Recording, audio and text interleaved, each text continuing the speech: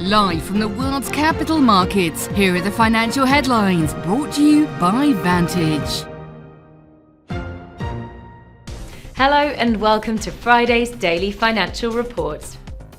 MSCI's Global Equity Index advanced while the dollar rose as investors were encouraged by the latest crop of economic data and earnings reports, while oil futures rose on supply concerns amid Middle East attacks. Oil prices rose after drones struck Iraqi Kurdistan oil fields for a fourth day, pointing to continued risk in the volatile region.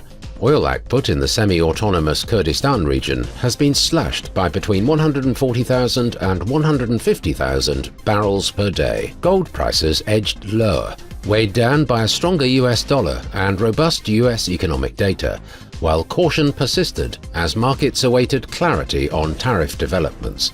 US gold futures were 0.4% down. The Aussie-dollar pair dropped 0.4% in the last session. The ROC is giving a positive signal. Microsoft shares rose 1.2% in the last session. The stochastic indicator is giving a positive signal. The dollar rose 0.3% against the yen in the last trading session. The ROC is giving a positive signal. The pound-dollar price remained largely unchanged in the last session. The stochastic RSI is giving a negative signal. The US Baker Hughes US oil rig count will be released at 17 GMT. The US housing starts at 12:30 GMT. The Portuguese current account balance at 10 GMT. The Eurozone's construction output will be released at 9 GMT. Japan's CFTC JPY NC net positions at 19:30 GMT.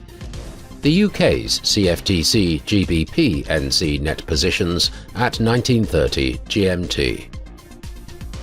We hope that you've enjoyed Friday's Market Outlook. On behalf of all of us here, we wish you a productive trading day.